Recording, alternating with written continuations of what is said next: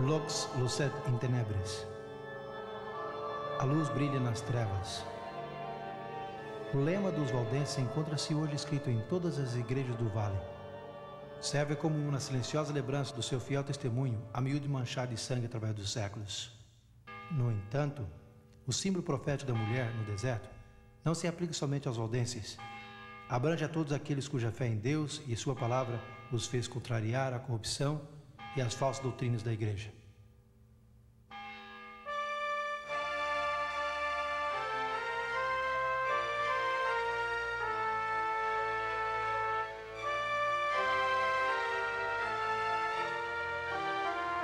Um ano antes que Lutero cravasse as suas teses na porta da igreja, a reforma havia começado na Suíça com a pregação de Ulricus Zwingli.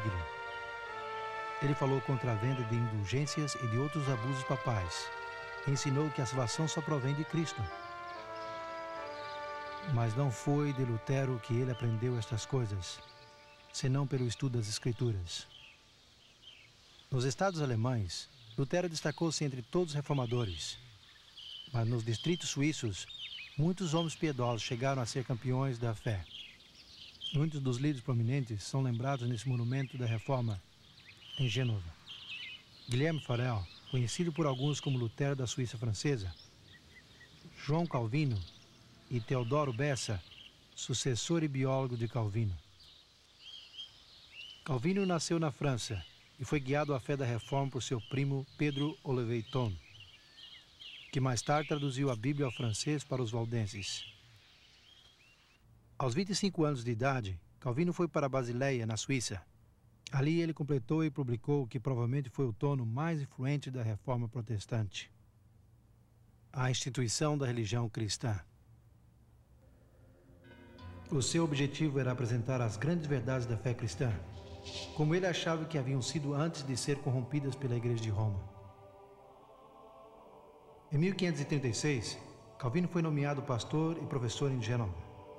A Catedral de São Pedro chegou a ser o seu púlpito, mas as suas palavras não se limitaram aos confins desse edifício.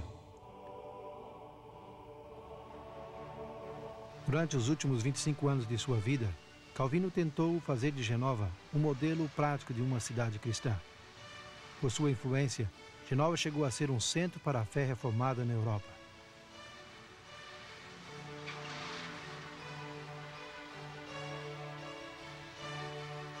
Ele também estabeleceu um colégio em Gênova e atraiu estudantes de toda a Europa. Ao completar os seus estudos, eles regressaram às suas terras para espalhar os princípios da Reforma.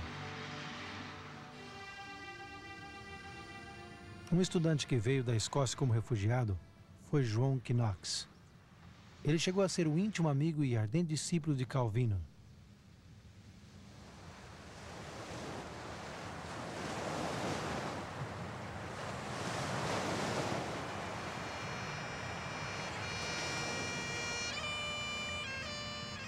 Como Paulo no apedrejamento de Estevão, assim João Knox sentiu o chamado ao ver o martírio do pregador escocês George Wishart.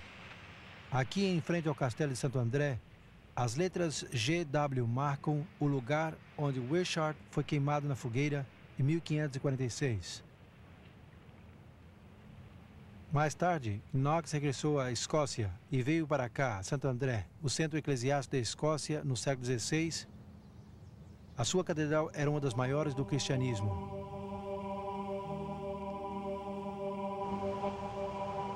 No espaço de um ano, os habitantes do castelo convidaram Knox a ser o seu pregador. Logo em 1547, ele pregou o seu primeiro sermão aqui na paróquia de Santo André. Isso marcou o começo da reforma na Escócia. Não foi por coincidência que Knox usou como texto o capítulo 7 do livro de Daniel. No começo do seu sermão, ele mostrou o grande amor que Deus tinha pelo seu povo ao advertir-lhe dos perigos que ameaçariam a igreja. Identificou as 4 bestas como os 4 grandes impérios de Babilônia, Pérsia, Grécia e Roma. E logo falou do chifre pequeno que o sucedia, identificando-o como anticristo papal. Ao fazer isso, Knox incluiu-se à lista dos grandes reformadores como Wycliffe, Hus, Lutero Calvino e muitos outros que haviam declarado por igual. Uns 13 anos mais tarde, o parlamento escocês reuniu-se na cabine de votação. O lugar era ali, adjacente à igreja de São Charles, em Edimburgo, onde John Knox era o pregador. 6 reformadores escoceses, que por incrível que coincidência, levavam o nome cristão João, escreveram uma confissão de fé, que foi formalmente votada pelo parlamento em agosto de 1560. A missa foi proibida. A fé protestante foi estabelecida na Escócia. No entanto, Maria, a nova monarca, rainha da Escócia, com uma formação fortemente católica romana, tinha outros planos. Quando ela ordenou a celebração da missa, Knox declarou as suas objeções desde o púlpito, aqui na Catedral de São Charles. A rainha Maria citou Knox para que comparecesse ao palácio de Holyrood, não muito longe de São Charles. Maria, como outros monarcas da época, cria governar por divina autoridade e que as consciências de seus súditos estavam sob o seu controle. Por isso, a confrontação entre Maria e Knox era crucial para a sobrevivência da reforma na Escócia. Ensinado ao povo a aceitar outra religião que não é a que os príncipes permitem, mas Deus ordena que os súditos devem obedecer ao seu príncipe. Minha senhora, a verdadeira religião não recebeu a origem nem a autoridade dos príncipes, só do Deus eterno. Portanto, os súditos não são obrigados a ajustar as suas crenças ao gosto dos príncipes, pois a miúdo os príncipes, entre outros, são os mais ignorantes da verdadeira religião de Deus. Sim, mas a vossa não é a igreja que eu guardarei. Eu defenderei a igreja de Roma, porque eu acho que é a verdadeira igreja de Deus. O seu desejo, minha senhora, não é razoável, nem faz dessa meretriz de Roma a verdadeira e imaculada esposa de Cristo. A igreja de Roma rejeitou a religião que os apóstolos ensinaram e estabeleceram. A minha consciência não me diz isso. A consciência, minha senhora, requer conhecimento, e temo que vossa majestade não o tenha. Tu interpretas as escrituras de uma maneira, eles a interpretam de outra. A quem devo crer? E quem será o juiz? Vossa majestade deve crer em Deus, que fala claro em sua palavra. Se a obscuridade existe em algum lugar, o Espírito Santo esclarece o mesmo em outros lugares com mais clareza, para que não permaneça nenhuma dúvida, a menos que seja obstinadamente ignorante.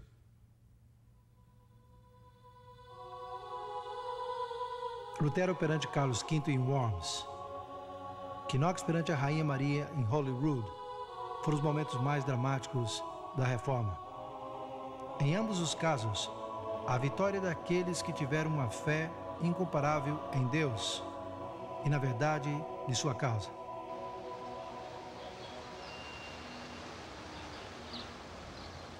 O conflito espiritual continuou em toda a Europa no século XVI. A reforma formal que resultou do desprendimento de Roma com Henrique VIII na Inglaterra em 1534 foi grandemente política. Mas nos anos seguintes, levantaram-se homens determinados em trazer de volta à Inglaterra os princípios bíblicos. Isso não ocorreria sem uma violenta oposição. Maria Tudor, filha de Henrique, assumiu o trono em 1553 e imediatamente decidiu restituir a Inglaterra à Igreja Romana. Durante o seu reinado de 5 anos, uns 300 protestantes foram queimados na fogueira.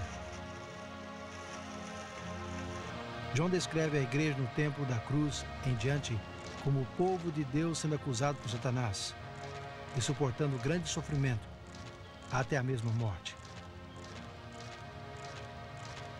Aqui nesse cemitério está o monumento dos mártires. Registra mais de 18.000 mártires de Jesus Cristo. Ao redor de 100 deles foram executados em Edimburgo e a grande maioria estão sepultados aqui. Mas João acrescenta essas palavras de triunfo em Apocalipse 12, verso 11. Eles, pois, o venceram por causa do sangue do Cordeiro e por causa da palavra do testemunho que deram. E mesmo na face da morte, não amaram a sua própria vida. Houve 3 homens na Inglaterra, cujo martírio pode representar a todos aqueles que não fugiram da morte durante os longos anos de perseguição.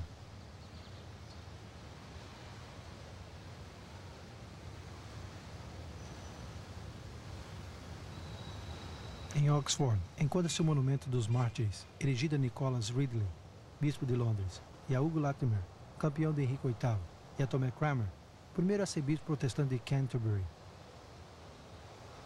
Os três morreram na fogueira erguida em plena rua, no lugar marcado por esta cruz. Em frente ao Colégio Balliol, onde John Wycliffe havia ensinado, quase 200 anos atrás. Na aldeia de Oxford, a lenha foi empilhada, com a pressa furiosa de uma maldição alvoroçada, ao redor de duas almas valentes que guardaram o seu lugar, pela senda do fogo para Cristo acompanhar. E as chamas subiram, mas a fumaça ofuscante não pôde a alma de Hugo Latimer sufocar. Porque ele disse: irmão Ridley, alegre-se, uma voz, luz na Inglaterra está por acender-se, que pela graça de Deus jamais se apagará. E o sussurro desse discurso ressoou aqui e ali. Jamais se apagará a luz de Latimer. Por mais que os ventos a façam estremecer, a luz de Latimer brilhou para ficar, até que o dia do juízo chegue a triunfar.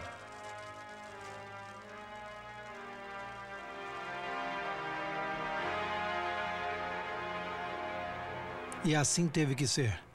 Ao cabo de 3 anos, Maria Tudor morreu, e a rainha Isabel I ascendeu ao trono, despontando o amanhecer do século de ouro na Inglaterra. Ela decidiu devolver a Inglaterra aos caminhos paternos, com tanta diligência que os poderes católicos da Europa começaram a conspirar por sua queda. Filipe II, filho de Carlos V, organizou a força invasora maior que o mundo jamais conheceu, a Armada Invencível. No fim de julho de 1588, os observadores situados nas partes altas do porto de Plymouth viram pela primeira vez os 130 barcos navegando pelo canal. Sob o comando do cavalheiro Francisco Drake, a frota inglesa avançou ao mar para combater o inimigo, embora inferior em número e em armamento. Em uma série de batalhas durante os 10 dias seguintes, os pequenos barcos ingleses causaram grandes danos entre os pesados navios da Espanha. Tentando desesperadamente safar-se dos ataques ingleses, a armada desorganizada dirigiu-se ao mar aberto, só para encontrar-se com uma das piores tempestades marítimas da história.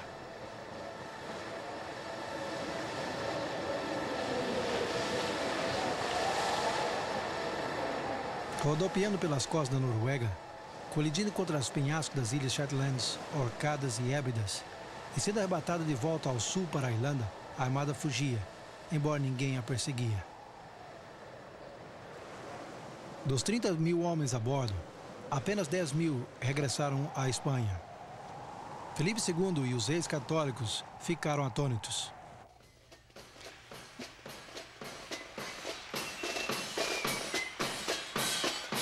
No entanto, os estados protestantes reuniram-se num coro de ação de graças. Por ordem da rainha Isabel, o dia 29 de novembro foi designado como a data para render graças a Deus. A mesma rainha cavalgou pelas ruas de Londres até a Catedral de São Paulo, e dali até a Cruz de São Paulo. Depois do sermão, ela deu um discurso a seus súditos, exortando-os a unir-se com ela para louvar a Deus, que havia dispersado seus inimigos e protegido seu reino.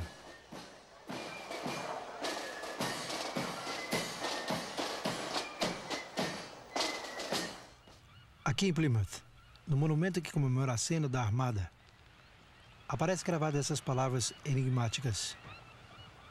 Ele soprou com os seus ventos e eles dispersaram-se. A partida do Mayflower, em 1620, desde Plymouth, Inglaterra, com tantas pessoas a bordo, foi bem diferente dos eventos em 1588, quando a Armada Espanhola navegava por ali.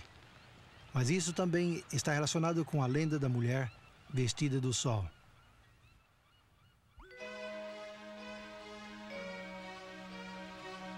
Durante o último período do reinado da rainha Isabel, a população dividiu-se entre aqueles que permaneceram fiéis à igreja oficial da Inglaterra e aqueles que desejavam que a reforma da igreja continuasse, baseada nas autoridades das Escrituras. Conhecidos como puritanos e separatistas, estes não conformistas foram finalmente perseguidos por suas crenças, e muitos emigraram para a Holanda. Entre eles estavam os primeiros peregrinos, que navegaram a bordo do Mayflower desde a Holanda, pelo porto de Plymouth, com destino ao Novo Mundo. Quando os puritanos se separaram da igreja inglesa, se comprometeram solenemente a andar juntos em todos os caminhos de Deus, que já conheciam e queriam conhecer. Esse foi o princípio vital do protestantismo.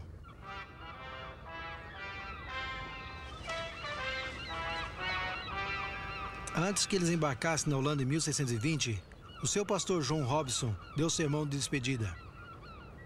Ele disse que os seguidores de Lutero, Knox e Calvino se basearam nas doutrinas desses homens como se fossem o significado de toda a verdade. Falando dos reformadores, Robson disse: eles não se aprofundaram nos conselhos de Deus, mas se estivessem vivos hoje, de bom grado receberiam mais luz do que receberam no princípio. Se Deus vos revela qualquer coisa, usando outro instrumento seu, estai dispostos a recebê-la, porque tenho certeza que o Senhor ainda tem mais verdade e luz para irromper de sua santa palavra.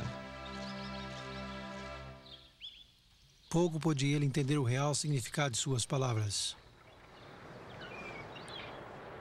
Ao certo é que mais verdades irromperiam da palavra de Deus, e os puritanos tomariam uma parte vital nisso. Os primeiros peregrinos desembarcaram no penhasco de Plymouth, no dia 21 de dezembro de 1620. Eles foram os primeiros entre os milhares de puritanos que no século XVII imigraram ao Novo Mundo e trouxeram consigo crenças que no momento devido contribuíram para formar o movimento religioso que rodearia o mundo. Segundo a profecia de Daniel 7, o poder do chifre pequeno reinaria na Europa por 1260 anos. No fim desse período, que estenderia desde o ano 538 até 1798, surgiriam eventos que restringiriam essa supremacia temporariamente. No tempo devido, em fevereiro de 1798, as tropas francesas do general Berthier entraram em Roma, fizeram ao Papa prisioneiro e reduziram grandemente a autoridade do poder papal. Igualmente, na profecia de João do Apocalipse 12, a mulher vestida de sol estaria no deserto por 1260 anos. Depois de 1798, surgiria um movimento que ensinaria as mesmas grandes verdades ensinadas pelos apóstolos, profetas e os primeiros cristãos. Grandes verdades como a salvação pela graça de Deus, através da fé em Cristo somente, o ministério sumo sacerdotal de Cristo, o sacerdócio real de todos os crentes, a obediência a todos os mandamentos de Deus, o batismo do crente, a suficiência e autoridade das Escrituras sobre a tradição, estava entre o que a igreja primitiva ensinava. Tais doutrinas extraviadas por muitos através da grande apostasia seriam restabelecidas e programadas ao mundo na hora do juízo final. Jesus disse que o Evangelho deveria ser pregado em todo o mundo. Então viria o fim. O clímax do prolongado conflito entre Cristo e Satanás está descrito em Apocalipse 12, 17. Irou-se o dragão contra a mulher e foi pelejar contra os restantes da sua descendência, os que guardam os mandamentos de Deus e sustentam o testemunho de Jesus.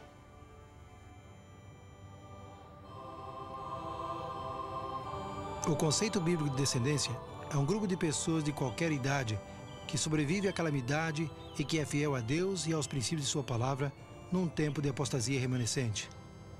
No entanto, a versão de Apocalipse 12, 17, o deixa claro que o remanescente deste verso refere-se aos descendentes espirituais da mulher, no tempo do fim, isto é, depois de 1798. Eles são os herdeiros espirituais da longa e valiosa linhagem do povo escolhido de Deus, que sobreviveu aos furiosos ataques do dragão através da história.